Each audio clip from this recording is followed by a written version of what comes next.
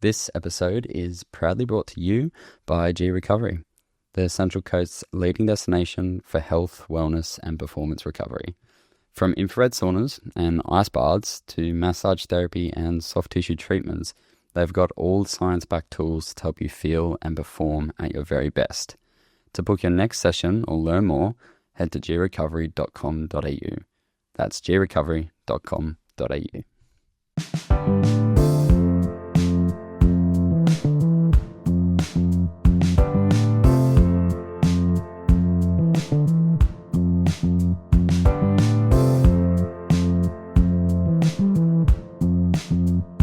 How you feel? Good? Ready? Yeah, I'm fine. Yeah.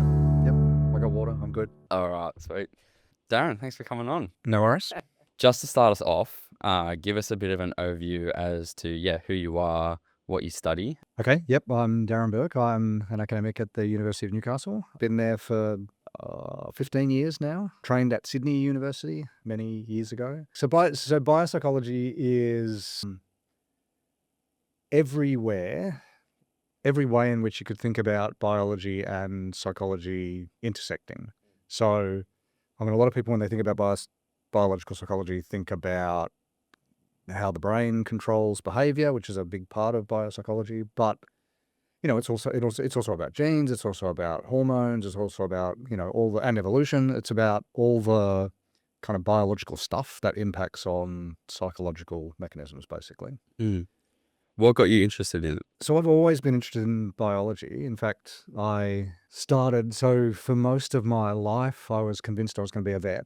And until kind of year 10 at school, I was going to be a vet. And then the first Cosmos series came on TV and I was like, oh no, wait, I'm going to be a scientist because that's cool. And so it was like the Carl Sagan version of Cosmos. And it was like incredibly inspirational.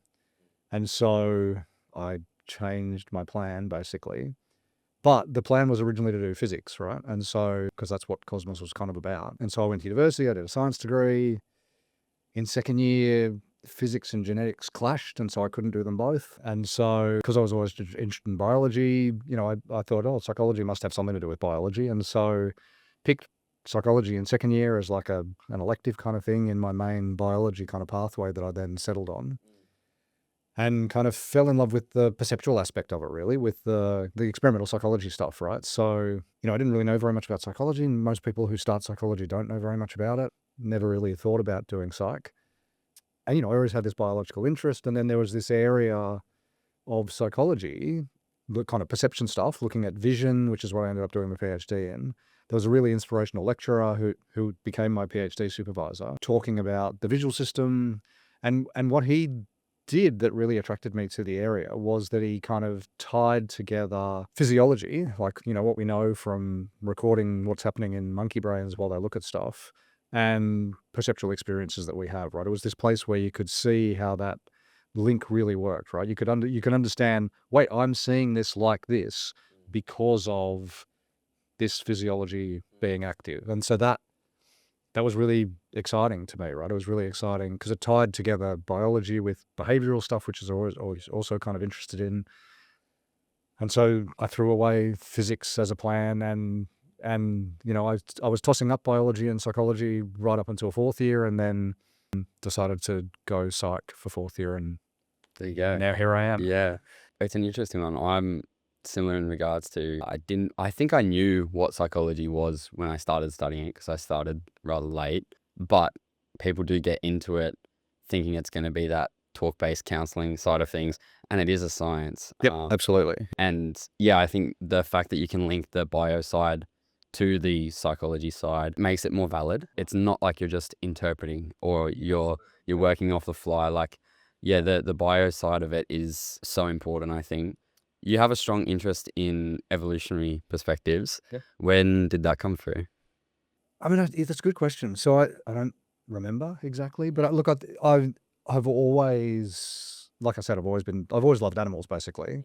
And so, understanding, caring about evolution is something that I did since I was a kid. Like every kid loves dinosaurs, that kind of encourages you to think about evolution because they're gone, like most species. Well, they're not gone, they're birds. It's a logical thing for anyone interested in biology to be interested in.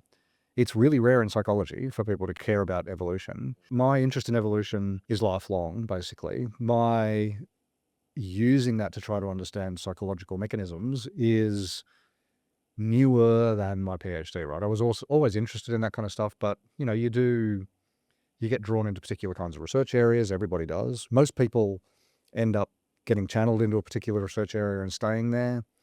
I'm not very good at that. And so, I did kind of basic perception stuff, right? Like my PhD was about understanding a particular aspect of how we perceive movement, right? How we detect movement in the visual world, and trying to tie that to the physiology, right? That's the kind of stuff that my PhD supervisor did, and that's what we did in that lab. Trying to understand our personal, our experience in terms of known physiology, tying those two things together. It wasn't really until I finished my PhD, got an academic job, that I was then kind of freer, I guess, to go, oh wait, I could do this other stuff, right? I could do other kinds of research. And so, the two large government grants I've got to do research have both been about understanding communicative signaling, right? Which is an evolutionary question. But it also kind of ties to perceptual stuff, right? It ties into, how you detect things in the world and how. So the first one was lizards, in fact, signaling to each other. So non-human animals signaling is a big area of investigation in this area called behavioral ecology, which is an area of investigation that looks at the evolution of particular kinds of behaviors, basically, the function of those behaviors and how that got selected for evolutionarily.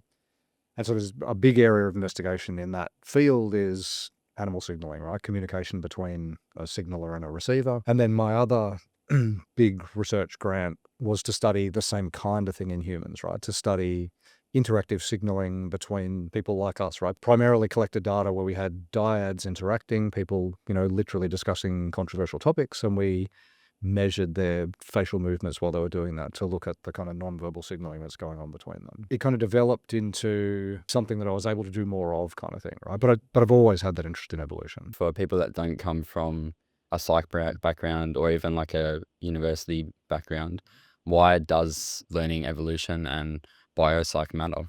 It's a good question. So look, in terms of, so biopsych matters. Let's start with the last one because that's all I can remember. But biopsych matters because people don't really think about psychology in this way, but we're biological beings, right? Everything that we do is constrained by our biology and influenced by our biology. And so if you want to understand people, and lots of people want to understand people, then you need to understand psychology, obviously. But I think taking a biological perspective on that gives you a much deeper insight into those psychological processes than thinking about it in any other way, right? And there's a long tradition in psychology of trying to think about psychological mechanisms kind of without biology. Some people are, actually opposed to doing that for reasons I don't really get.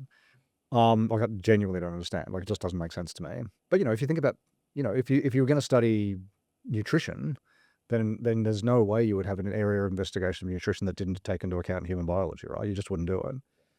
Psychology is not what we do with our guts, it's what we do with our brain. Brains are part of our body as well, right? And so it just makes sense to me that if you want to understand people completely, then you kind of need to think about their biology, right? And evolution is what gave us the brains that we have. And so if you want to understand why we work the way we do, then you kind of need to roll in an evolutionary perspective, I think. One of the big topics we wanted to talk about was sexual dimorphism. Sexual dimorphism has many forms. It just refers to there being a difference between the sexes.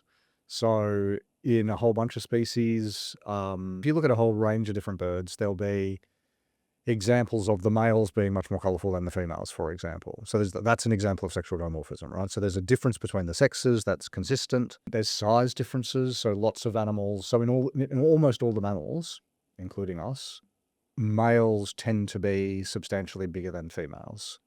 That's an example of a size dimorphism. It's not true in every mammal. So leopard seals, for example, is an example of a species where the females are actually bigger. In most insects, females tend to be bigger. In most spiders, females tend to be bigger and they're bigger because they need to provide more for the offspring, right? So they need to lay eggs and do those kinds of things, provision the offspring. That's why leopard seal females are bigger. But in most of the mammals, males are bigger because males compete with each other to get access to the females. And so evolution has selected for bigger and bigger males, right? Because the ones that win the fights are the bigger ones. And so that's led to males just ending up substantially bigger than females. And, you know, there's costs to being big as well. So if you've got a bigger body, you need more resources, you need to eat more, that makes your life harder, right? And so there's this evolutionary balance between sexual selection and natural selection, right? Being able to get access to mates selects for you being bigger, but being able to eat enough selects for you being smaller, right? And so there's this balance point breached. Yeah. Before we dive into it too much more as well, what are the key drivers of evolution? Well, so, I mean, I was just talking about sexual versus natural selection. So Darwin kind of discovered both of these. His first book was mostly about natural selection, didn't discover them. Well, I mean, he kind of formulated them, right? I mean, they were happening and he kind of worked it out. Yeah, natural selection is about random variation in, you have a population of individuals, they vary because of their genes, basically. And so, you know, there are genetic differences between the individuals in that population. Some of those individuals, just by chance, well, by selection, really, some of those individuals are going to do better than other individuals, right? So they'll be better able to get access to food, or they'll be faster and so better able to escape from predators, or they'll be able to, they'll produce more sperm if they're a male, for example, and so be more likely to produce offspring, or they'll make more milk if they're a female mammal, and so be better able to feed their offspring. All of those just by chance, right? So genes will just make them have that characteristic. Evolution is about selecting for the successful characteristics, and it's not deliberate. It's just the case that if you are a female mammal and you produce better milk or more milk, then you can feed your offspring better, right? And those offspring are going to do better. And so those genes for producing that effect get passed on to the next generation, right? And that then becomes the new norm, and so on, right? And so that's how natural selection works. Darwin also realized that there are a bunch of characteristics that were pretty hard to explain that way, right? So one of the things he was really impressed with was peacocks having these gigantic tails, which he kind of guessed, and it turns out it's right because people have done the experiments, was actually a big survival impediment, right? And so that's hard to explain from natural selection. If you're a male peacock and you have this great big tail, then that makes you much easier to catch, right? So tigers eat you more frequently if you have this great big tail. And so he realized he needed a different explanation for that kind of stuff, right? For things that looked like impediments, survival handicaps of some kind. And the idea he came up with was, well, if the opposite sex is in some way selecting for between individuals, yeah, then if the peahens are using tails to select the best quality males, then that is an evolutionary process that will select for bigger and bigger tails, right? And more elaborate and beautiful tails. And of course, natural selection and sexual selection frequently work in opposite directions, right? So the females will be picking the biggest, most colorful tails possible, but natural selection will be saying, well, they can't be too big, right? Or you just won't be able to get around. And so there's this balancing going on between them. And so how do we tie that into sexual selection in humans? Yeah, that's a good question. So humans are an unusual example, right? So I assume it would be more pronounced in animals than it would be in humans. yeah, it kind of depends, right? So there's some species where not a lot of sexual selection seems to be going on, right? And so natural selection shaped up everything. And there's species in which there's very little either choice. So the two kinds of sexual selection that exist are mostly females, not always females, but mostly females choosing the best males. And the reason it's the females that do the choosing is because they're the ones that have the most to offer a sexual relationship partnership. They provide the offspring, yeah. Yeah, because they're the ones that either lay the eggs or grow the offspring inside them, etc. And so they necessarily provide more resources. And so they've got more to lose by making bad decisions. And so they tend to be the sex that is choosier, right? That picks between the other sex. And so it's usually males that are being selected. And so one kind of sexual selection is that females pick the best males based on, visual or acoustic or some kind of characteristic that is a measure of their quality, right? So female frogs will pick the males that can croak the loudest, right? Because that suggests that they're strong and robust and they'll be giving good genes to their offspring. Yeah. The other kind of sexual selection, which is also operates mostly on males, again, because females have the most to offer a reproductive relationship, is direct competition between males. And so sexual selection creates the giant antlers that male deer and moose have, where they battle each other with, right? Sexual selection also kind of selects for elephant seal males to be 3 times the size of elephant seal females, because the big males are literally beating each other up in order to get access to a whole beach full of females. And so there's massively strong selection pressure for being able to win those fights. Because if you lose, you have no offspring in the next generation. If you win, you have hundreds. And so there's really strong selection pressure. And so, we were talking earlier about sexual dimorphism. Most of the size differences where males are bigger than females are a consequence of that kind of sexual selection. Males competing with each other directly for access to females. Yeah.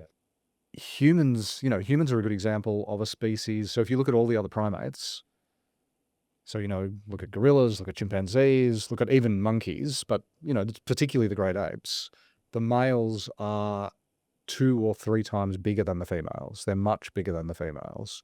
That's because they engage in strong, sexually selected competition between each other. In humans, males are bigger than females on average, but that difference is much smaller. And it's been getting smaller across evolutionary time. If you look at, human ancestors, what that suggests is that humans, until relatively recently, had a similar kind of mating system in which males competed with each other to get access to females, but that's been getting weaker over evolutionary time. What would you say the drivers of that? I mean, the best theories of what produces that is that human babies require so much help that humans have been under kind of natural selection pressure to pair bond, to bond up, and males and females form relationships, long-term relationships, it varies, right, depending on all sorts of things. But typical human mating pattern is that men and women, every culture has marriage of some kind. They pair bond for an extended period of time in order to raise offspring. And so that means that strong selection pressure for males winning fights and having hundreds of babies is massively weakened in humans, right? Because if you need to pair bond in order to care for those offspring, then you have far fewer opportunities to completely dominate an entire population and father all of the children, right? Yeah. And so, so the idea is that pair bonding, which is pretty rare in mammals. So there's a couple of species of rodents and there's a couple of other primates, but they're like little tiny South American monkeys. None of the great apes do this. None of them pair bond, except for us. But it's really common in birds, right? So birds have offspring that require lots of help, and they pretty much all pair bond, right? Because both the male and the female need to provide for those offspring, because they just sit there in the nest begging for food, and so it requires both parents to feed them. It's particularly true in Australia, right, where resources are kind of scarce. So the idea is that humans have evolved from animals in which there was strong male-male competition for males to get all the matings with all the available females, basically. But we're a species that's clearly moved into this different mating system, right, where we pair bond. It makes sense to pair bond when you're raising offspring. It's going to sound like a stupid question to ask, but why is it that humans stay together once their offspring has left? Well, they don't always, but Why is the norm, to be together? it's a really good question. I think, one of the reasons it's a really good question, which you may or may not have, you may have done this unconsciously, but one of the reasons it's a really good question is because it focuses in on the fact that evolutionarily selected mechanisms will not always, they won't always work perfectly, because they're chance variations, right? So, they've had a long time to be honed by selection, and so they're often really good, right? They're amazing. Like, every aspect of our internal biology is incredible in lots of ways, right? Because it's been shaped and shaped and shaped and shaped by generation after generation. But it's not always going to be true that a mechanism will work perfectly. And in particular, it's not always going to be true that a mechanism will work perfectly just no matter what the environment is, right? People tend to ignore when they think about evolutionary psychology. There's a lot of people who kind of pick up evolutionary psychology and go, oh, wow, this means this. And, the things they focus on is, look, you have genes for doing this and genes for doing this, and so you'll necessarily behave in that way. But actually, genes make proteins, right? It's literally all they do. And so it will always be true that a genetically selected mechanism will be dependent on a particular environment to work in a particular way, right? So if you put the same organism in a different environment, then that gene may well express itself completely differently, right? And, the world has changed too rapidly for evolution to keep up, basically. And so look, one reason, so maybe the mechanism, it's hard to know, right? Because you can't go back in time and look at how these mechanisms worked. Yeah. Can you think of an example as to where the trait would express differently? Our eating behavior is a perfect example, right? So humans clearly are a species that have faced strong evolutionary selection pressure to pull every possible nutrient out of the food that they eat, right? So the evolutionary challenge that we have faced in the past has been not having enough food, right? So we've been through famines, we've been through just food scarcity, right? So humans have these incredibly efficient physiological mechanisms, but we also have psychological mechanisms that predispose us towards eating as much kind of high calorie food as we can possibly get our hands on, right? In the past, that's what kept us alive, right? When food was scarce and hard to get. Now that food isn't scarce or hard to get, that can be pretty maladaptive, right? So it can lead to all kinds of health problems because people just take on board way more calories than they need and end up, that's part of what produces the obesity crisis, right? Yeah. Is that people don't have evolved mechanisms. I mean, people can do it consciously, right? But they don't have evolved mechanisms that stop them eating too much. It's not a physiological regulation. Yeah, exactly. I mean, Yeah. you get full, but like, Right. But it's based on volume, right? Yeah. Rather than calories. Yeah, that's right. how do you actually understand, or how do you know when a trait functions as a signal of an underlying quality? Yeah, that's a really good question. You don't. So it's a hypothesis, right? It's all like inferences, or So what people do is generate hypotheses based on, well, if that was true, then this ought to be true, right? It ought to be the case that, so, if you hypothesize that something is a signal of some underlying trait, then the very least you should be able to demonstrate is that it varies with that trait, right? So if you get a bunch of women and you measure their level of estradiol, right? So you take their blood or you get their saliva or in any bodily fluid, you can measure the hormones, right? You can do assays that measure their hormone levels. There's natural variation, right? So there's variation across menstrual cycles, there's variation across the day and all these things. But if you measure at the same time every day across a bunch of different women, for example, there's similar things with men. If you measure the hormones in a whole bunch of women and you get the 10 women that rate the highest level of estradiol, and you get the 10 women that have the lowest level of estradiol, and then you make an average of their faces, right? You just take photographs, high quality photographs of those faces, and you just average them together. right? And then you get people to rate the attractiveness of those faces. Then the ones that are high in estradiol will, by every single person, be rated as more attractive than the ones that are low in estradiol. There you go. And so what that suggests is that there's something about their face, and you still need to work out what that is, but there's something about their face that is signaling that level of estradiol. And the evolutionary hypothesis is that means, if you've got a high level of estradiol, then that suggests that you're going to be more fertile. If you think about the evolutionary past, if men are attracted to the faces with those qualities, then they're likely to lead more offspring, right? Because they're going to pair bond with the if they can, if they're high quality enough male.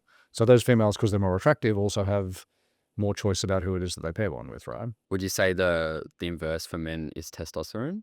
Yeah, so that's why it's more complicated, right? So there was a hypothesis, and it made perfect sense, that men who are higher in testosterone should have more masculine faces. So, if you measure masculinity, and there's ways of doing that, right? So they're probably not perfect ways of doing it. The way people tend to do it is it's like I was saying, if you take an average of a face, if you get a whole bunch of male and female faces and they make an average of all of them, you end up with a face that's kind of in between, right? A kind of androgynous face. Would that be the way that we're steering in evolution? Sorry, coming back to what you said before, where we're getting similar? Maybe, yeah. So you mean like hypermasculine and hyperfeminine faces might be getting rarer? Closer together, yeah. Yeah, rarer is probably... Maybe, yeah, that's possible, I guess. Yeah, and so people might be, it kind of depends, right? It depends on what's selecting for those differences in the first place, right? True. If you get this androgynous face and then you measure an average male face against that and an average female face against that, then you end up with this multidimensional thing that tells you about how those faces vary. You can then exaggerate the masculinity of those faces. And then, you have a means of measuring how masculine a face is or how feminine a face is, right? if you do that and you get a whole bunch of men and you mathematically measure the masculinity of their face and you measure their testosterone level, then one straightforward hypothesis is the men with more testosterone should have more masculine faces because that's what makes male faces more masculine. Turns out that's not true. So in adulthood, there's no relationship between, there's a bunch of studies, right? And they vary in their results, but overall it looks like there's no strong relationship between how much testosterone a male has as an adult and how masculine their face is. But the studies that people haven't done that are probably much more important is to look at the testosterone level of adolescents as their faces are actually changing. And that almost certainly, because that's, we know that testosterone is responsible for male facial characteristics and deeper voices. And he said using a male voice, those kinds of characteristics are clearly driven by testosterone, right? Yeah.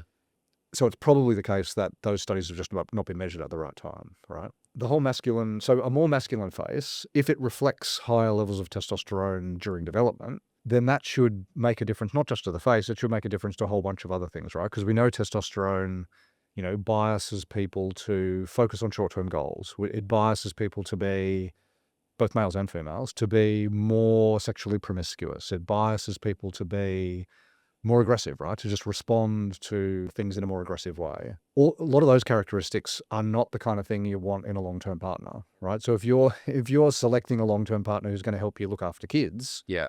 then you can see how in the evolutionary past, women that are attracted to those characteristics might end up with male partners who are not very good for helping to look after kids. There you go. Yeah. And so that suggests that, maybe those characteristics were really useful when men competed with each other to get access to females. But in a pair bonding system, females would probably, in the evolutionary past, would do worse if they were picking these highly masculinized males. Yeah, because they're not parental. Yeah, because people have looked at more masculine faces. Men with highly masculine faces are less interested in children in general. Like you just give them questionnaires and ask them. They just care less about kids, right? Yeah. Again, suggesting they're probably not ideal long-term partners. If you need a partner who's going to help raise kids, they might be good partners if all you're going to get out of that relationship is genes, right? Because they might have really good genes. And that's itself a reasonably complicated story because one of the things that testosterone does is reduce your immune function. So if you put a testosterone patch on someone, they're much more likely to get sick. People taking steroids of various kinds are much more likely to get infections because it literally suppresses their immune system. Right. This is one of the things testosterone does.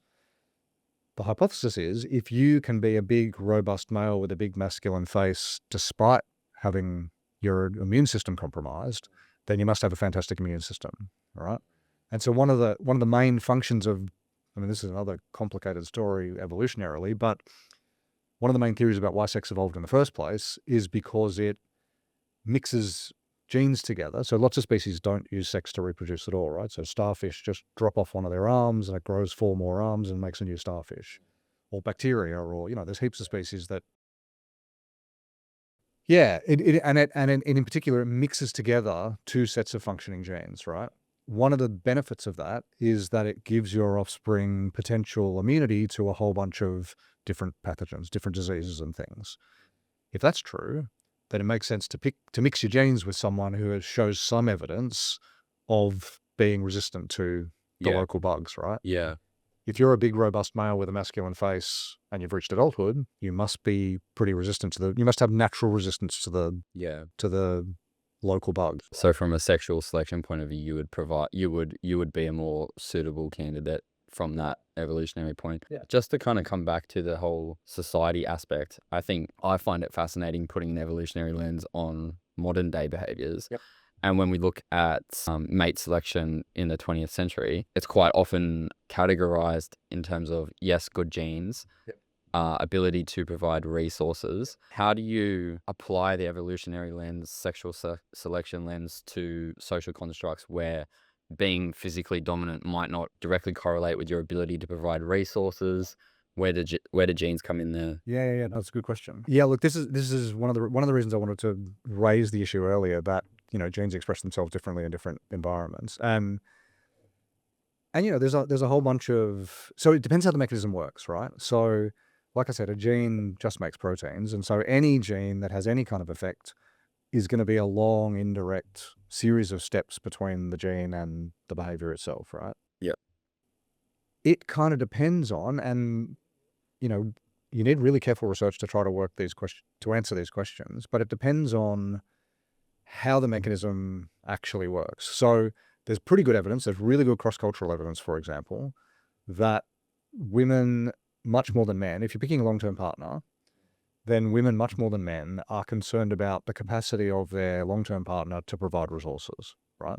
Women, this is something that women care much more about on average. I mean, not all women care about it. Yeah. But, and you know, some men really care about it. But on average, men and women differ, and that's cross-culturally true, right? It doesn't matter where you do this in any culture in the world, including like hunter-gatherer groups. The women are just much more concerned about, is this potential partner of mine going to be able to provide?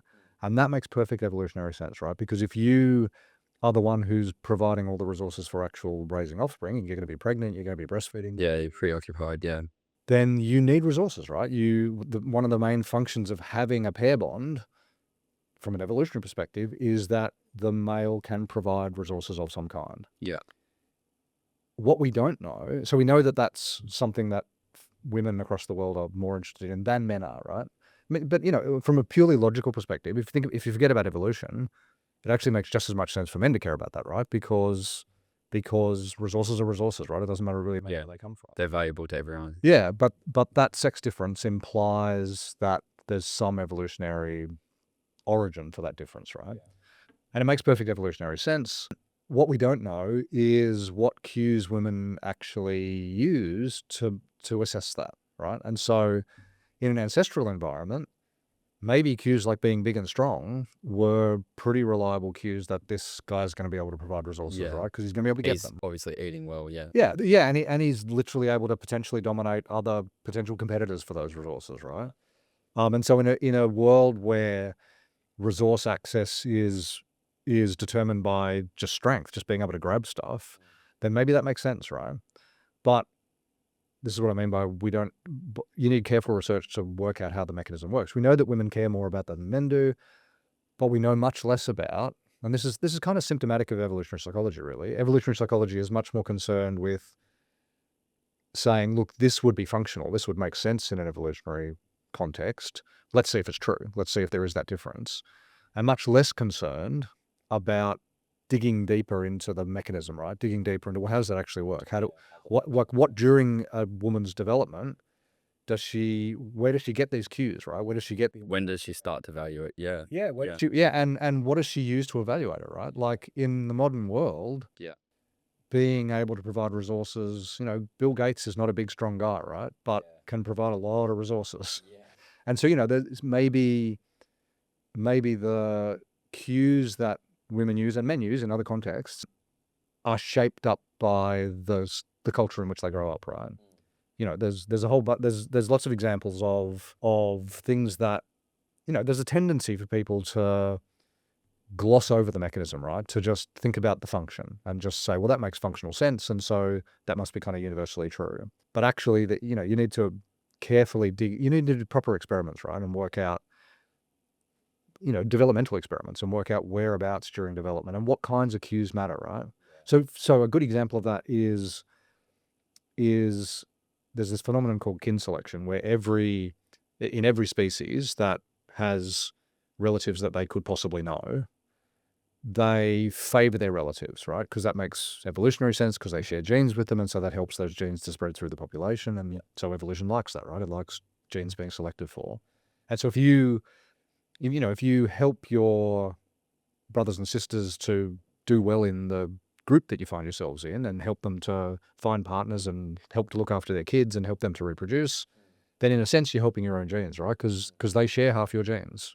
They're as closely related to you as your own offspring are, right? Yeah. Or your parents, for that matter. Even though it's more costly. Yeah, even though it costs you something to care to provide that help. Yeah, increases the chance that it passes on. Yeah, but they share your genes, and so you're still helping copies of your genes, and so evolution can select for that. Yeah. So this kin selection is a widespread phenomenon in a whole bunch of species. Humans show it too. That's what nepotism is, right? Nepotism is all about helping your kin, right? It's kind of weird.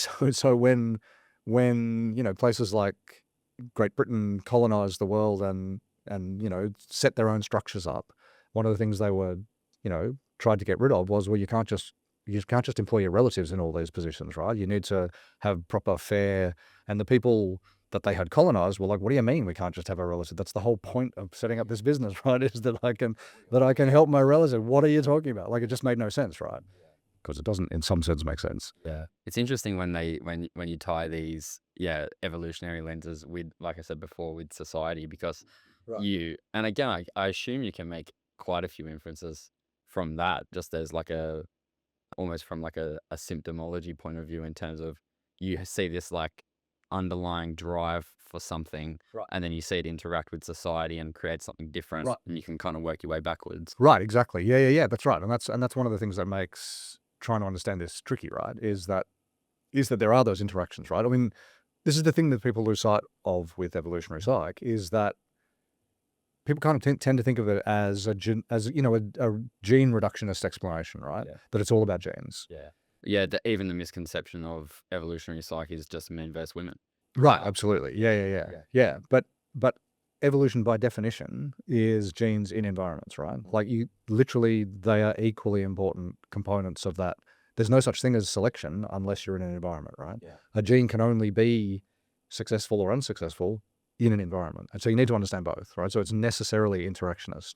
And that's something that, that's definitely something that people kind of gloss over when they pick up little snippets of evolutionary psych and make them part of how they think about the world. Yeah, it's hard to, you have to be very careful what you generalize with it. Two things that I want to talk about, and it kind of comes back to the first question I asked in why do we stay together? Which I don't think I answered, but we tangent, but that's fine. Talk to me about love in humans, and how did it evolve to be? What's the function of it, and why do we have it? Yeah, it's a great question.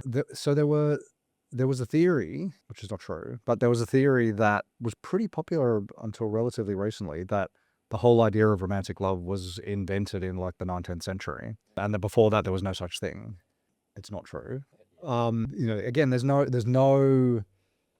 Not only is there no culture in the world that doesn't explicitly talk about things like love, there's no culture in the world that doesn't have artistic creations that are tokens of love, right? It's an obvious thing that runs through every culture, right? One of the themes of every culture is that part of what mostly men produce, but women to some extent too, but part of what gets produced in terms of, artistic artifacts will be devotions of love of some kind. It's a difficult question to answer in non-humans, right? Whether the extent to which their mating behavior and pair bonding behavior depends on love. My natural tendency is to assume continuity unless there's evidence of discontinuity, right? So to assume, look, if we experience love when we're engaged in an intimate romantic relationship with someone, seems to me not unreasonable to assume that maybe other animals do as well, right? Yeah. Maybe not all of them, maybe not cockroaches, but you do see attachments in animals. Absolutely, yeah. And I'd like some kind of evidence to the contrary to believe that wasn't true. Yeah, very true. Yeah. You need evidence both ways, and there's always the null hypothesis thing. Yeah, there's always a bias to assume that humans are special, right? Yeah. My way of thinking about things is less colored by that, right? So I kind of see continuity more than I see differences. Maybe that's just because I think about things from an evolutionary perspective, right? But chimpanzees with guns. yeah, exactly. So I think about love. I mean, I don't think about it very much, right? Because it's not one of the things that I explicitly research. I mean, which is weird, right? Because one of the things I look at is mate selection. Yeah, is how men and women pick each other, right? What they're interested in and what they find attractive, etc. That is one of the things I research. I'm thinking of the study that I mentioned to you previously on infidelity and why the reasons as to why men cheat versus why women cheat. Yep. And it kind of comes back to that difference in terms of selecting for genes or selecting for resources for women. Yep. And for men, it kind of came back to selecting for what's available. And so, yeah, I'm interested in terms of what did you find?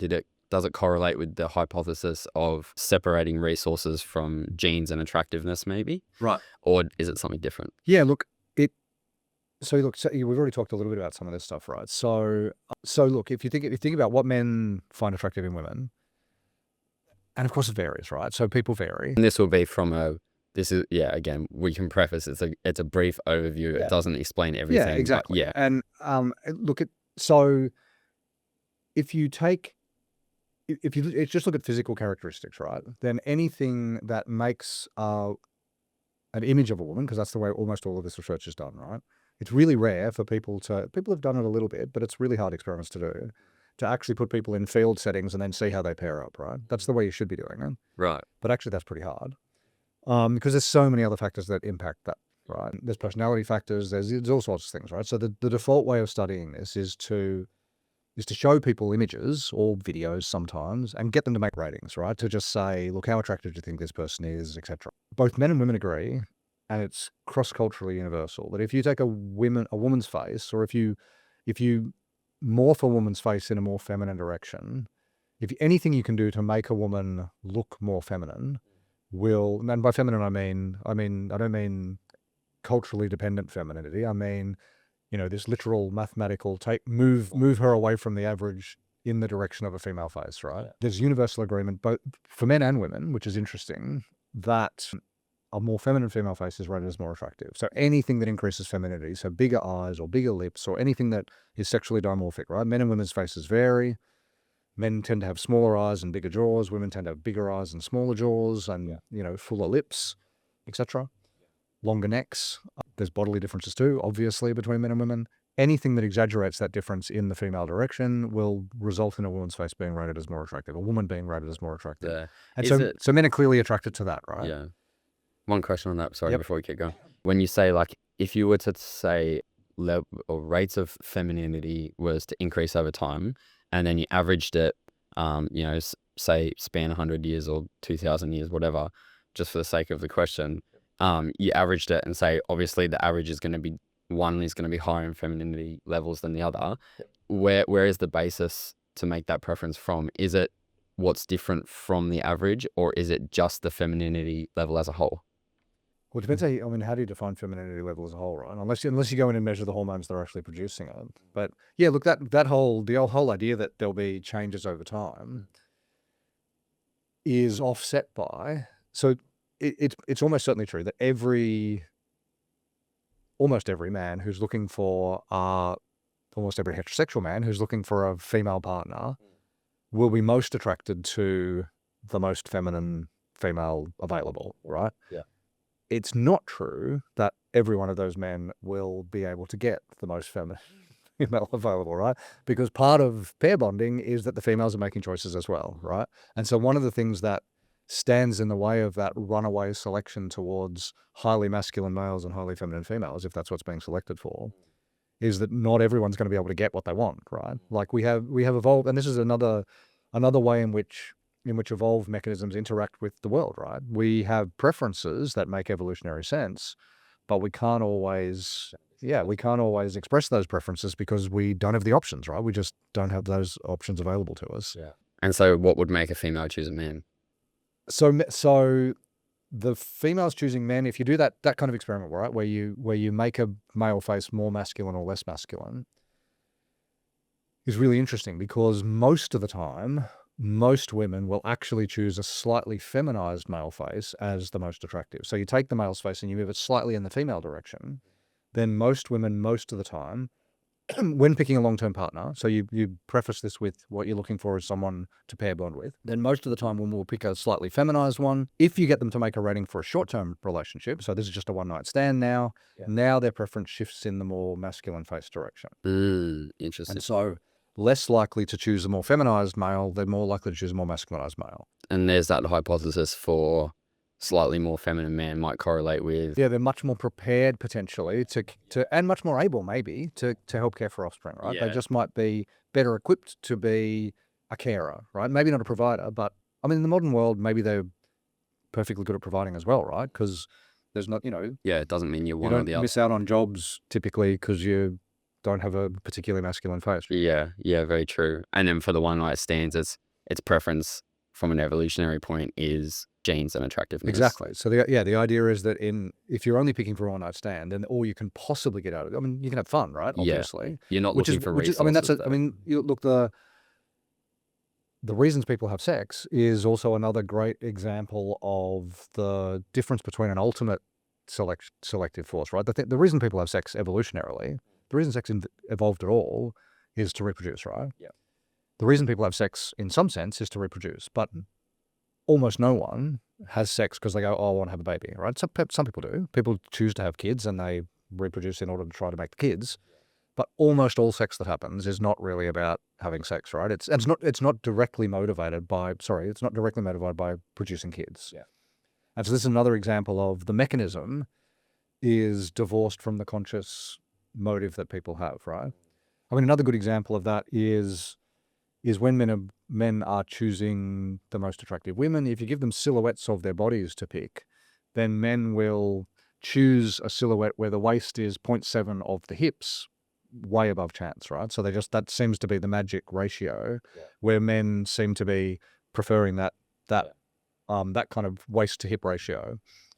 There is no sense in which a man has ever walked into a nightclub, looked around and gone, oh, she looks like about a 0.7. I should target her, right? That it doesn't operate at that conscious level, right? Yeah. It's just the men see that and go, oh, that kind of piques something, right? They have an evolved psychological mechanism that's shaped up by evolution that favors those kinds of things, but they're not consciously aware of that, right? There's a separation here between their conscious motive and the ultimate evolutionarily. It's an eternal written program. It's not a conscious choice. Yeah, and a lot of these things will be completely outside conscious access, right? Yeah. People won't even be able to tell that that's why they're doing it. Which is like, and again, not to get too opinionated on this, but it's an interesting thing again when you apply that to the sociological level. You know, a physically short man, like I'm not overly tall, and I've always heard in terms of women's preferences, like, oh, 6 foot plus or whatever it is. Yeah. And then that's the famous magic number, right? Yeah. And then you always hear from men, the slimmer the better. And so it's like, yeah, it's interesting because the evolutionary point, again, it doesn't mean that it's right or wrong. It's just, it is. Like, it's written in the program as to what you prefer. Right. Although it's going to be relative, right? So the whole 6 foot thing, for example, is bound to be environmentally shaped up, right? Yeah. And the whole preference for particular kinds of body types is also going to be shaped up by the environment that you find yourself in. It must be, right? Yeah. Well, it's also there was a interesting point on that there was a study done on males' preferences for women when they were hungry versus when they weren't. Right. I don't know if you've seen that right, one. no. So But I can guess what the result is. Yeah. When you're hungry, it differs and you prefer like larger type women. Right. When you're full and you've eaten, you prefer slimmer. And I guess it comes back to that point of, well, I guess that's almost evidence in the contrary that men do almost look at resources as much. Maybe not as much, but right. But as well. Yeah, that's a good point. Yeah. Maybe they're assessing she must be able to get access to stuff, right? Yeah. It's interesting. Yeah. Right. But yeah, it is very contextual. Yeah, absolutely. Yeah, and so the height thing, presumably that's an unconscious. I mean, the height preference goes both ways, right? So not only do women prefer taller men prefer shorter women, right? And so that whole size and that maps onto the fact that men on average tend to be taller than women, right? And so it's difficult to disentangle the kind of natural selection aspects of that, which is the idea is that in the evolutionary past, larger men were just more successful. Yeah. From the sexual selection aspect, right? So if it's true that women have a preference for taller men, then maybe sexual selection is part of what's producing the height difference between men and women, right? So women are actually, like peacock tails, women are actually choosing taller men and men are choosing shorter women. And so that could be, helping to shape up that difference as well. But that height difference is an example of a female preference, right? Yeah, definitely. You were also asking about the kind of infidelity thing. Yeah. So the cheating in long-term relationships, we kind of think about this as a human thing, but actually there's really good evidence from every pair bonding species that in many cases both sexes will cheat outside that pair bond. So they will take what behavioral ecologists call extra pair copulation. So they'll just go and seek, so both males and females. So you get nesting birds, they're pair bonded, they're both highly committed to the chicks that are in the eggs that are in their nest that turn into chicks, but in many cases both of them will go out and seek extra paired copulations. And so, some of the eggs that are in the nest that a male's caring for might not be his, right? Because the female will have snuck off and got genes from another male, or the male may have gone off and fathered someone else's eggs, So right? both have a desire to spread genes as much as possible. Yeah, and that's what evolution selects for, right? What evolution loves is your genes being successful in the next generation. It doesn't care. I mean, it doesn't care about anything, right? So it doesn't care how you do that. It feels inappropriate to us because we have a whole bunch of mechanisms that evolution has selected for pair bonding, right? For caring about that pair bond and caring about infidelity in that pair bond. And there's good. It's a whole different story, but there's good evidence that men and women care about different kinds of infidelity, which also maps onto the kind of evolutionary very true. story, right? So, Yeah, that's the emotional bond versus the physical attraction thing. exactly. Yeah. Yeah. So men are much more upset by sexual infidelity, by their partner having had sex with someone else.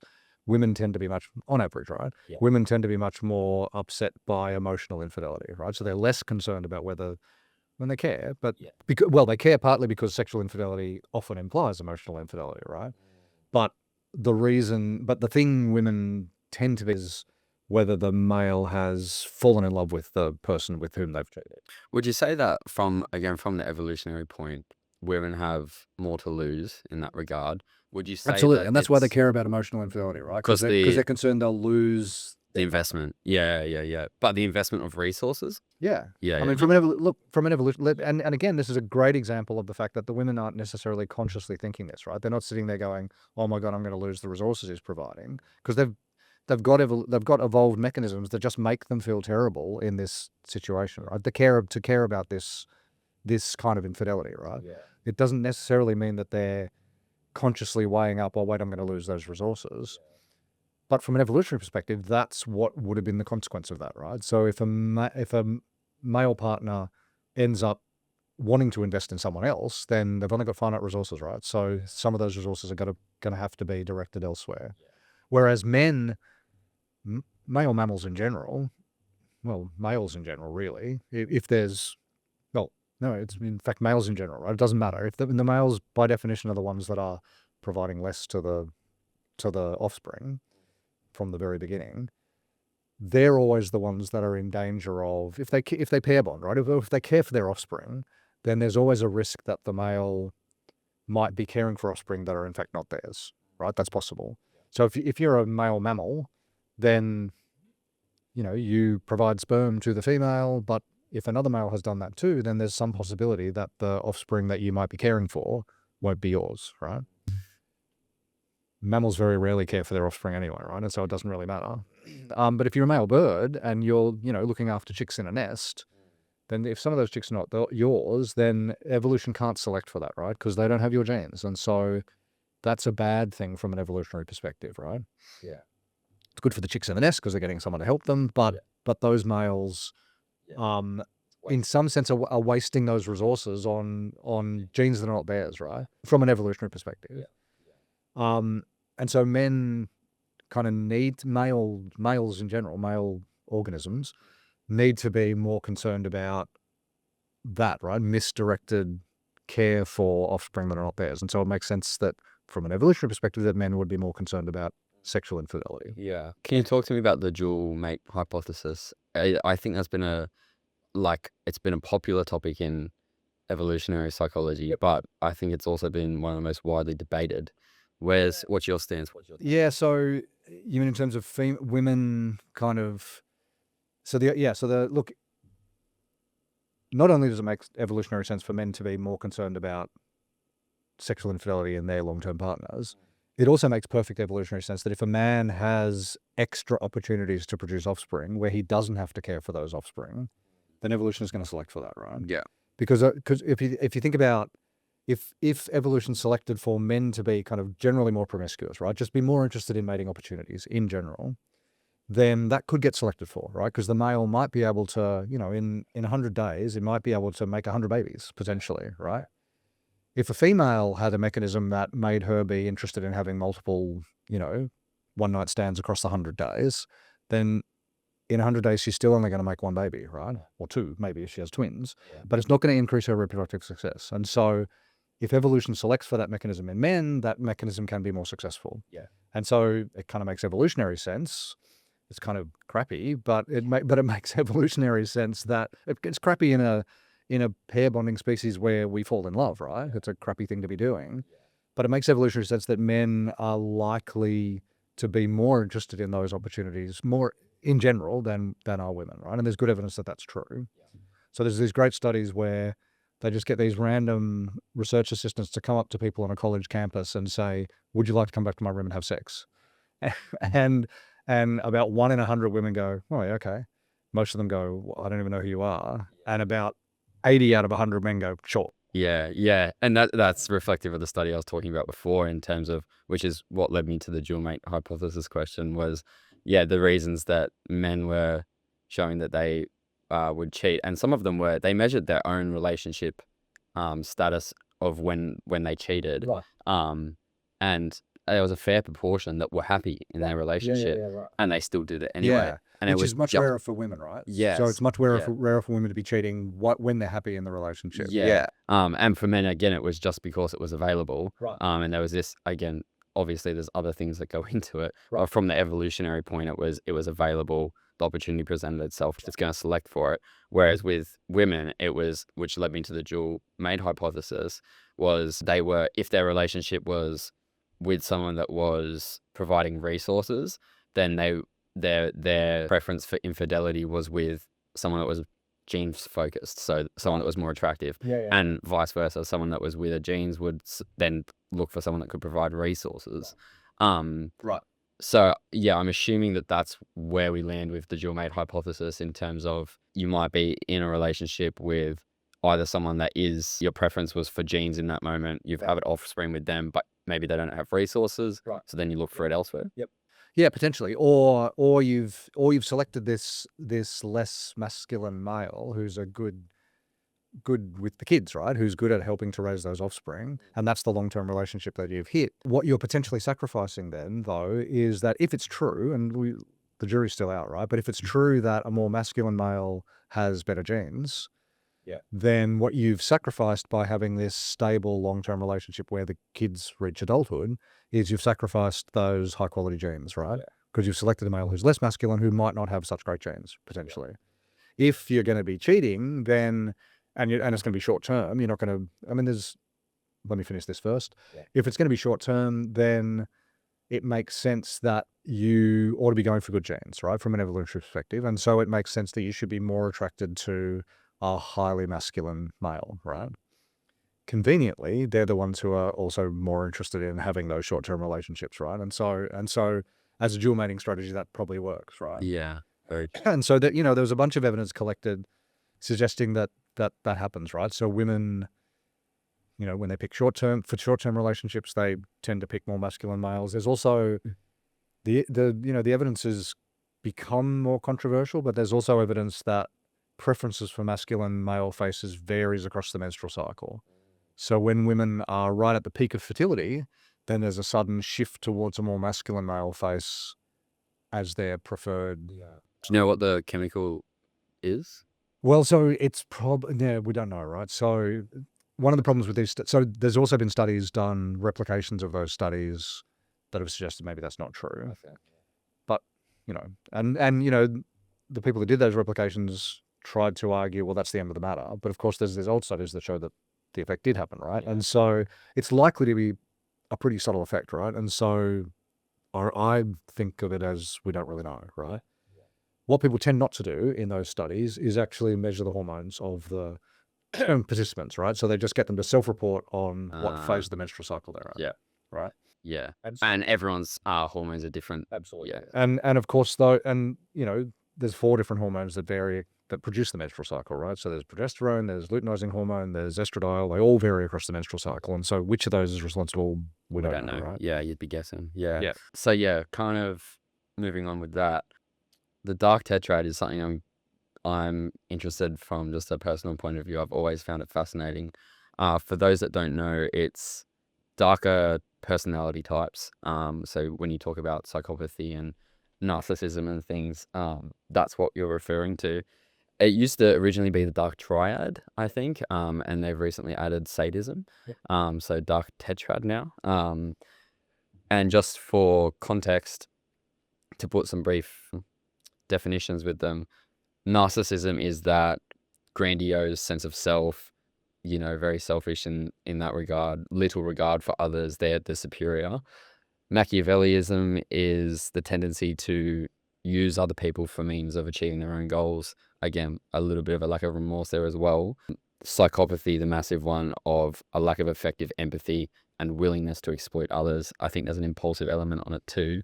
And then sadism, the tendency to derive pleasure from the pain or humiliation of others. There is a somewhat controversial but interesting conversation to be had on the evolutionary, the evolutionary birth of these personality types. And especially when you see there's the differences in men and women in their presentations of these personality types as well. Is there an argument to be had that as society developed and we are getting, there's laws and there's consequences for disregard of consent, is there an argument to be had that the more manipulative style personality traits or people that might correlate with these have evolved from that point?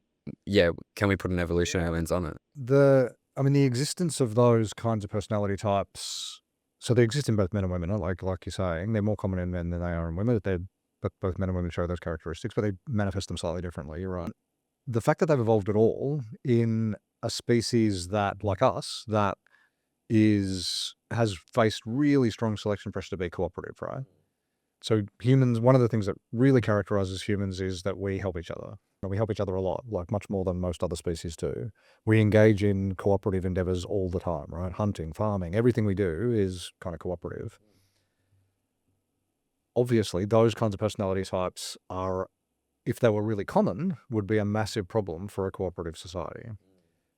Part of the idea of how they evolved at all is that if you have already evolved a really cooperative society, right, where you have a whole bunch of mechanisms that predispose you towards helping others, then this is a kind of predatory personality type that can exploit that, right? That can exploit the fact that everyone else is going to be cooperative. We have all these mechanisms for, if someone says something, it's probably true, right? One of the reasons psychopaths get away with stuff is because they just keep lying, and everyone else has these mechanisms to go, well, they wouldn't lie about that.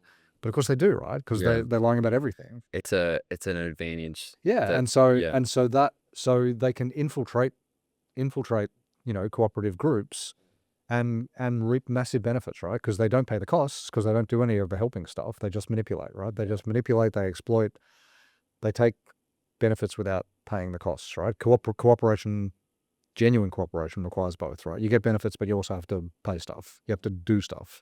I think as well, just before you continue, it's hard to not put an evolutionary lens on it when the more literature you read, and again, a lot of these are subclinical. There's obviously clinical levels of things, but when you're talking about, refrain from using the word diagnosing, but even just for the sake of like assessing the personality trait, and you're doing history, you'll talk about short-term relationships and frequency and whatnot. And I think that comes back to the evolutionary point you made before, of terms of you will feel bad if you're like cheating on a partner or something, and that's a drive. And then you look at the biological side of some of these personality traits, and there is that lack of remorse, lack of empathy. So it does make sense, and that makes it possible for them to do it, right? Yeah, absolutely. Yeah, that's right. I mean, I don't want to be absolving them of all blame, right? But 100%. Yeah, but this isn't to make it as an excuse or to say it's okay. Yeah, but it's true that they genuinely probably do not really get it, right? Not really. I mean,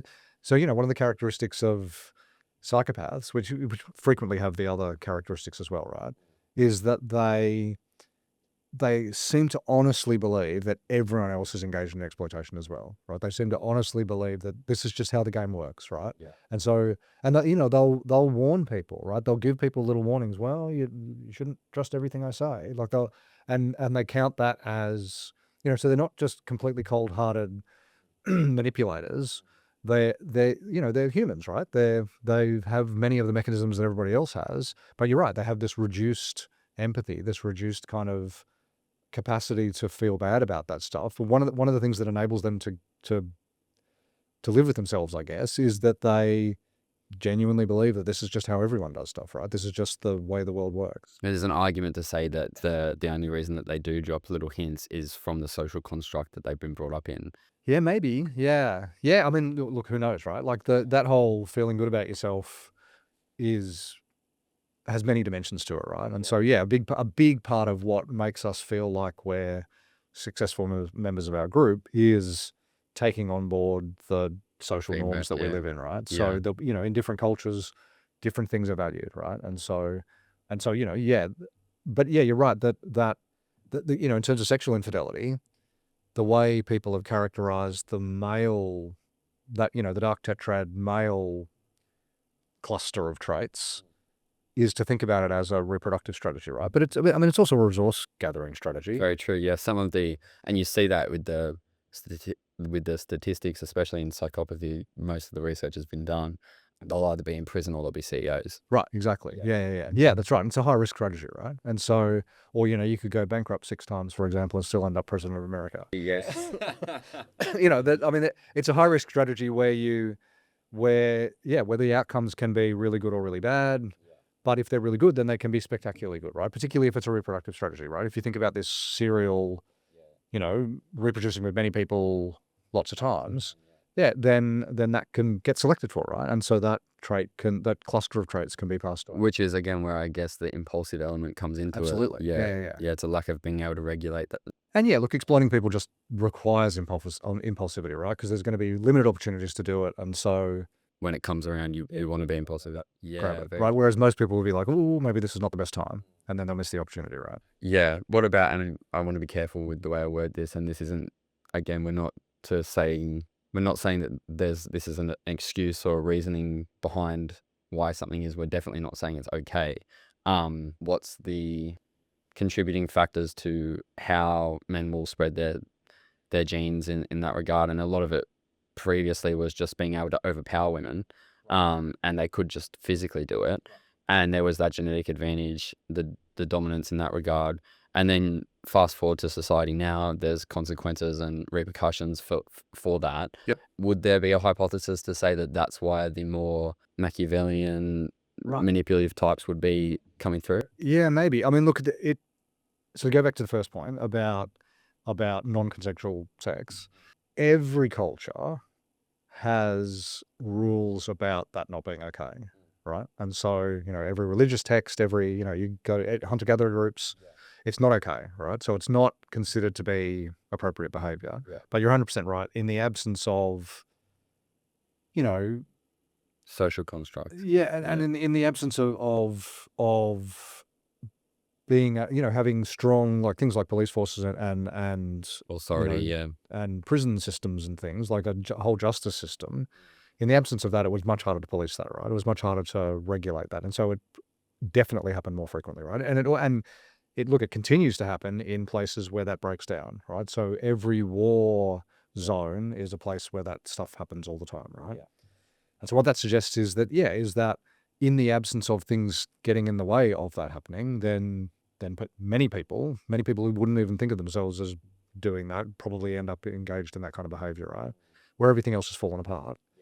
Yeah, what that suggests is structured society, but it needn't be modern structured society, right? So, hunter-gatherer groups, every society has always had, that's always been considered inappropriate behavior.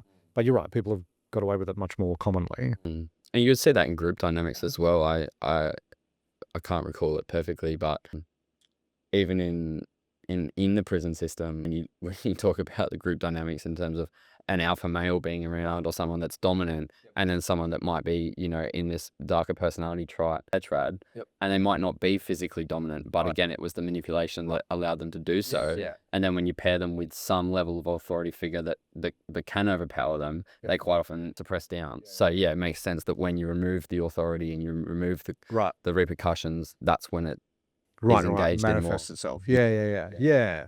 And look, I think there's probably really interesting research to be done. It's hard research to do, right? Hard and potentially controversial research to do. Very controversial, yeah. To look at whether different elements of that tetrad are more likely to express themselves in different kinds of social structures, right? because that seems to me pretty likely. Yeah. And, you know, maybe the whole notion of the tetrad or the triad or, you know, because it all used to just be thought about as psychopathy. And then people were like, oh, wait, there's these other elements that, and, you know, the fact they don't correlate perfectly implies that there's something about them, these different dimensions, right? They do seem to be a common cluster though, right? And so maybe it's really one thing, one kind of personality trait that manifests itself differently depending on the circumstances, right? And so, you know, I mean, in psychology, we have this tendency that if you can measure it with a questionnaire, that it must be a real thing, right? Well, there is I'm so not much sure that's crossover, necessarily true, so right? much crossover in the diagnostics. Yeah, absolutely. Anyway, Yeah. so no, it's a good point. Is it just the same underlying cause? Genes potentially, right? If it's actually selected for, it gets expressed differently depending on circumstances, right? Very true. Yeah. And so it'd be interesting to see if different cultures even had different profiles, right? If Machiavellianism was more common in some places than others, right? Yeah, that would be an interesting study. And I go back to the original reason as to why I was asking it was kind of formulating that hypothesis in my head anyway of is this something that's always existed? Obviously there's the different, like you said, maybe it all comes from the same cluster, presents differently, but even Machiavellianism was coined from a very old book of I think it was political or something in terms of how to take advantage of people. So yeah, I would argue that it has probably always been there. Absolutely. And it's just getting expressed differently. Yeah. I have some listener questions, and I say listener questions, but it is really Neve. So I'm going to... She's a listener. She is a listener. She is, yes. Shout out to Neve. But interesting one here. There are many anecdotal stories spreading throughout social media of women on birth control medication coming off of it and no longer being attracted to their partner. Different theories suggest that it changes your sense of smell, which is obviously a key component in attraction. I think they've even mapped it down to beta something in terms of what that is. How does birth control medication change who you are attracted to? Yeah, so I mean, we've already talked about this whole shift across the menstrual cycle of women's preferences for different kinds of men, right? For more feminine or more masculine, or just neither, right? Average, which you'd think average would be attractive, right? I mean, and in fact, there's good evidence that average is attractive, right? If you take 10 different faces and you average them together, it's almost always more attractive than the 10 faces you made it from. Yeah. Even if those faces are... Well, there's 5 that are unattractive, 5 that are, yeah. Yeah, that's right, because what you've done is smooth over the edges, right? You've got rid of all the ways in which those faces might have some unattractiveness, right? You've minimized that by averaging it. And so average faces are rated as more attractive. When you're on birth control, I mean, depends on the particular birth control, right? But one of the things, there's massive oversimplification, but one of the ways it works is that it kind of mimics being pregnant, right? And if you're pregnant, you can't get pregnant. Yeah. And so it mimics the hormone profile of someone who's pregnant. There's very few studies looking at preferences women have for male faces when they're pregnant, but the few that have been done suggest that they also have this preference for more feminine faces. Because it's like being in the non-fertile phase of the menstrual cycle. Yeah, right? You're looking for parental. Yeah, you're looking for someone who can help care for kids, right? Because if you're literally pregnant, right? So this is something you need to be caring about. Yeah, you've got the genes. You don't need to tick that box anymore. You're looking for that. Exactly. Yeah. And so if that's true, then being on the pill is likely to bias your preference for the entire duration of being on the pill towards less masculine males. It may be, and there's evidence to suggest this is true, that when women then come off the pill, then suddenly they're back to their normal, their normal fluctuation. And so particularly when they're in the peak fertile phase of their menstrual cycle, they might look at their long-term partner who they picked when they were on the pill and go, this doesn't match what I'm actually after.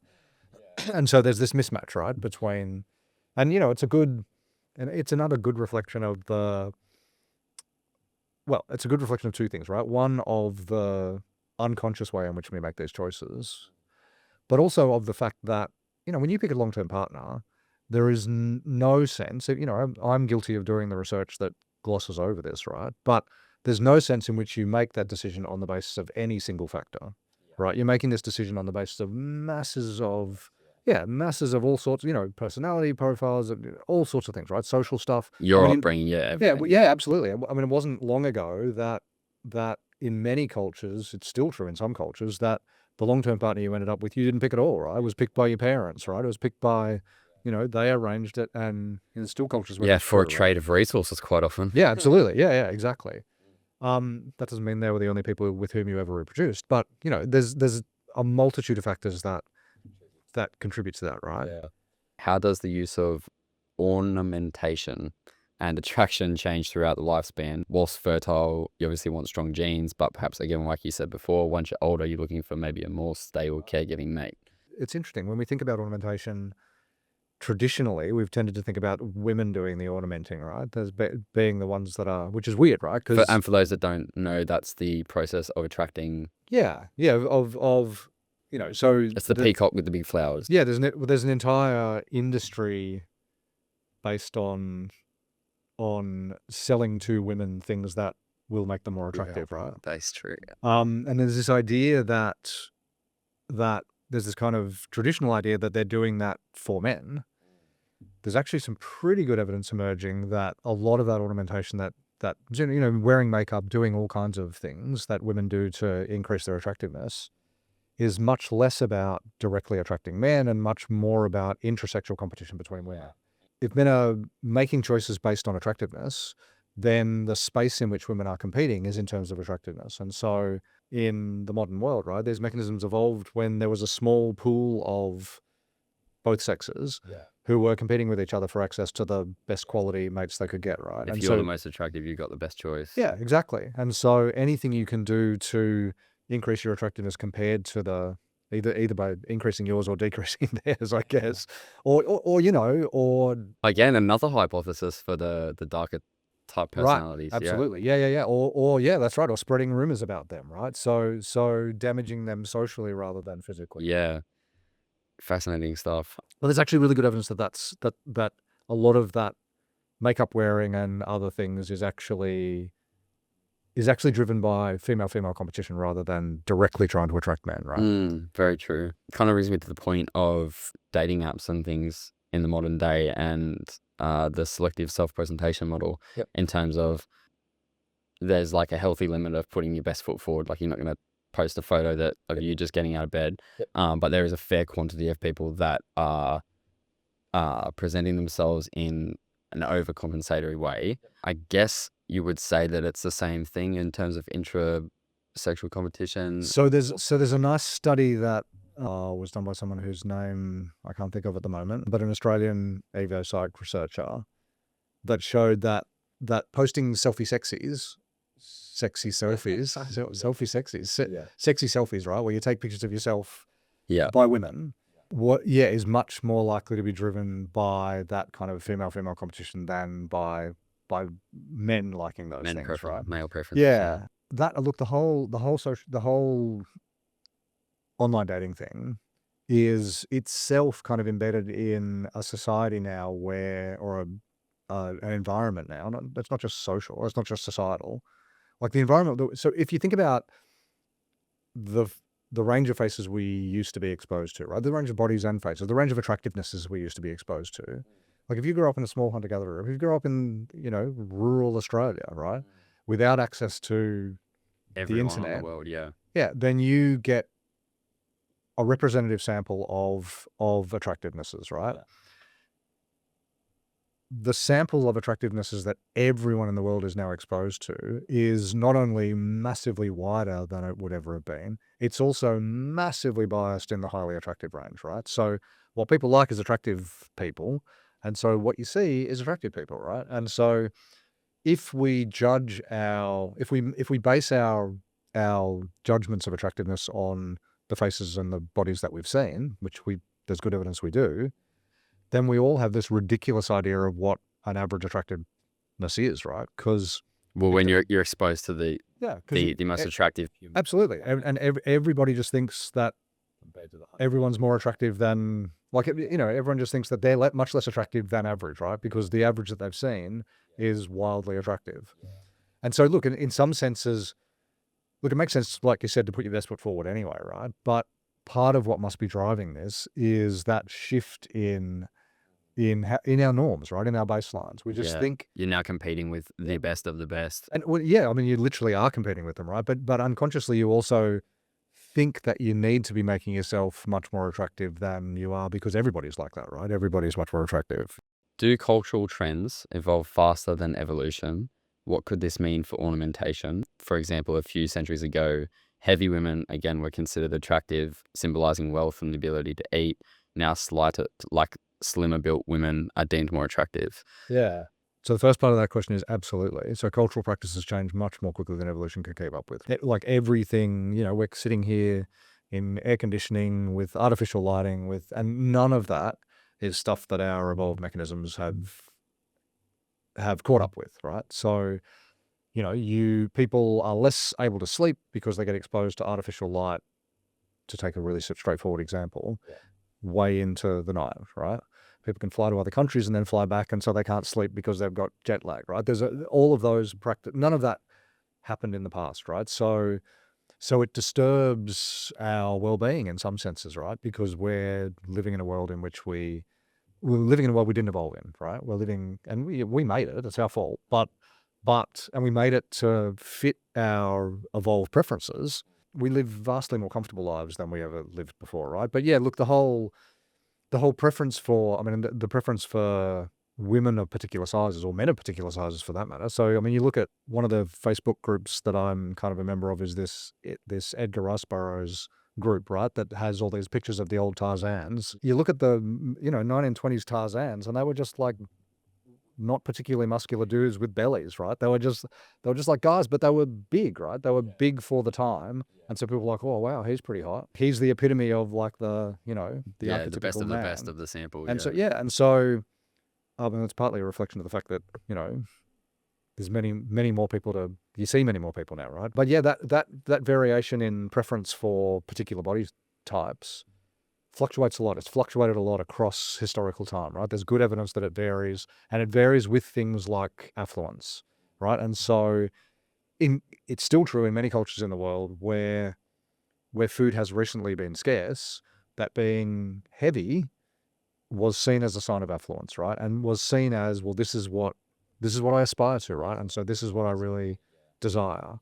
And so, yeah, our notions of particular body shapes in particular are really strongly, everything's really strongly influenced by culture, right? This is one of the really important things to keep in mind is that people don't think about evolutionary psychology like this, right? But one of the things evolutionary psychologists quite frequently do is to say, look, if this is an evolved mechanism, it might take on board information from the environment, right? It might manifest itself differently depending on the cue that it gets, right? So to take a little digression for a straightforward example, right?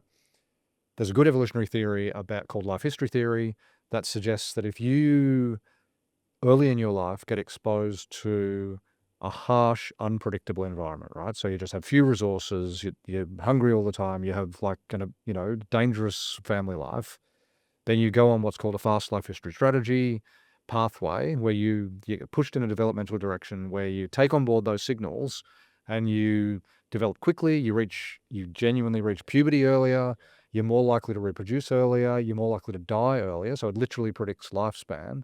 If you get cues from the environment that's a nice, safe, comfortable environment that has lots of resources, then you develop more slowly, you reach puberty later, you're more likely to get a full education, you're more likely to end up with a higher paying job, you're more likely to live longer. All of that are, and these are both thought of as evolved, right? This is a consequence of evolution. The fact that this happens is because of evolution. It makes sense, right? If the world's a harsh place, you need to reproduce quickly. You need to develop and reproduce quickly. You've got a short time frame to work within because the risk is high. Yeah. But what you actually do critically depends on the environment, right? And so evolutionary psychologists are interested in this a lot, right? They're interested in how does this mechanism manifest itself in different environments. And so, people who pick up snippets of evolutionary psychology think that it's much less flexible than that, right? They think that genes produce effects independently of the environment, right? Men will always be like this, women will always be like this. Women will always like this, men will always like this. And that's not how it works, right? It doesn't, because it's shaped up by the environment you're in. And yeah, the preference for particular kinds of body shapes is a really good example of that, right? It's a good example of the fact that when you ask people, and like I said, I'm guilty of doing this, when you ask people to make an attractiveness judgment of someone, then there's a whole bunch of unconscious mechanisms that they're accessing to do that, right? And so, they may well be unconsciously evaluating the affluence of that person. Like if you ask them, is this a good long-term partner? Then their physical attributes are what you think they're using. Like, do they look attractive? But they might be unconsciously evaluating, well, are they well resourced, right? Yeah. And Or so, even this person reminds me of someone. well, I've already got a built up idea. Yeah. Very hard to get a reliable set. the hope is that all that other variation averages out, right? And you still manage to find something, right? Where are you looking to in the space now? What's next for you? What are you interested in? Well, so this life history thing that I was just talking about is one of the new things we're doing in the lab at the moment. So there's all sorts of manifestations of that. So if it's true that when you're on this fast life history trajectory, so we know that people are more likely to gamble, they're more likely to take risks. One of the things we were interested in a couple of years ago was, does that mean that if you give them a really simple decision-making task that has nothing to do with the real world, will they need less evidence to make a decision, right? And so we had this really boring task where people just had to judge the direction dots were going, right? But it was hard. And there's this model you can use to work out, this kind of computational cognitive model, to work out how much evidence they need before they just jump one way or the other to go, it's moving left or it's moving right. People in the fast life history path just needed much less evidence, right? So they just they just made quick, dirty decisions, right? Whereas people in the slow trajectory evaluated for longer and, made slower, more careful decisions. Even in this task that has nothing to do with the real world, right? What was the accuracy differences? So the people doing it slower were a little bit more accurate. But again, one of the nice things about this life history approach is that it enables you to understand the kinds of decisions that people make in that pathway without thinking this is just because their brains don't work properly, right? Like the old way of thinking about that resource difference, right? So if you come from a dangerous, impoverished environment, we've known for a long time that you have worse life outcomes, right? People used to think that's because your brain just didn't develop properly. Your frontal lobes just never worked properly. Yeah.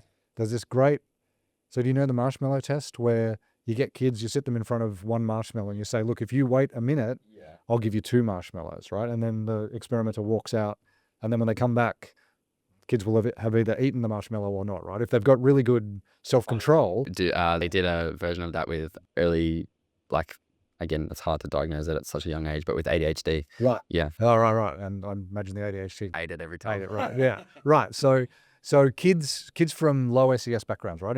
Kids from impoverished backgrounds were much less likely to wait for the 2 marshmallows, right? Yeah. And they thought, this is really weird. They should want 2 marshmallows, right? Because 2 is better than 1. And they just attributed that to, well, they just can't control themselves, right? Their frontal lobes are less developed, and so they're just less able to control their behavior, their impulses, right? They're more impulsive. They then interviewed some of the kids afterwards and said, well, why did you eat the marshmallow? And the kids said, adults tell me I'll get stuff if I wait all the time, but I never do. And so when something's there, I'm just going to take it. Yeah. So which eliminates the unconscious decision to eat it because there's reason behind it. Yeah. Yeah. Exactly. Yeah. And so, this thing that was thought of as maladaptive actually fits their environment perfectly, right? This is based on, when something's there, you better take it because not only are they not going to give you the other one, they may well take that one away, right? Yeah. When they come back. And so just eat it, man. And so, we're doing that. So I've just had a PhD student finish who's been looking at whether, so, this whole masculinity versus femininity thing in faces, his idea is that maybe one of the things faces might be signaling is which of these life histories you're on, right? Because if it's true that you go through puberty earlier, then that suggests it might be affecting hormones, right? Yeah. And so maybe people in the fast trajectory end up with looking a particular way, right? End up with faces that signal that this is their strategy, whereas people in the slow trajectory end up with faces that signal that this is their trajectory. And how does it differ? Yeah, and maybe that makes a difference to the kinds of mating decisions that people make, right? Yeah, fascinating. Yeah. Well, thank you very much. I think we're pretty much out of time now, but yeah, I love the chat. Definitely keen to get you back on if you're interested. Yeah, sure. But, yeah, I find it the evolutionary side of things it's again within context. It's fun to talk about, but it does explain underlying mechanisms for things, and it's always going to be. Everything, like anything, it's always more complex than a one-word sentence. Absolutely. But it's a fascinating topic, yeah. I am firmly of the view that the answer to any question in psychology is it depends, right? Yeah. Because which is not what people expect someone interested in evolutionary stuff to say, right? But evolution's about an interaction, right? And so interactions depend, right? Depends on which level of each thing you're talking about. Yeah. Oh, thank you so much for your time. Appreciate it. No worries. Sweet. Done. Yeah, that was a cracker. That was good. I'll be keen to see what comes out of it. Ooh.